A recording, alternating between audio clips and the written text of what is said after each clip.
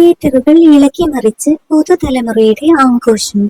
Re റിലീസിൽ ബഡ മുംബൈ വർക്കൗട്ടായത് missing element. റീ റിലീസുകൾ പ്രേക്ഷകരുടെ പ്രളയം തീർക്കുന്ന കാഴ്ചയാണിപ്പോൾ അടുത്തിടെ നമ്മൾ കണ്ടുകൊണ്ടിരിക്കുന്നത്.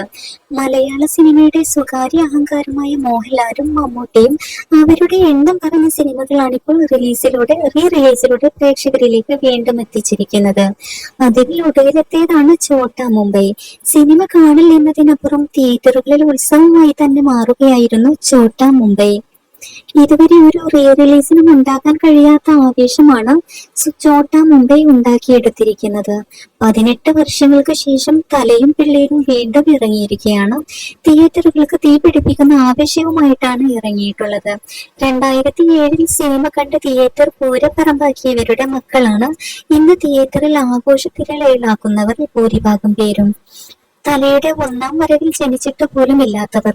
കൊച്ചി നഗരത്തെ ഒരു കൊച്ചു മുംബൈ ആക്കാൻ ഇറങ്ങിയ തലയും പിള്ളേരും ഇന്ന് കേരളക്കരയെ ആകെ ഒരു കൊച്ചു ബോളിവുഡ് തന്നെയാക്കി മാറ്റിയിരിക്കുകയാണ്.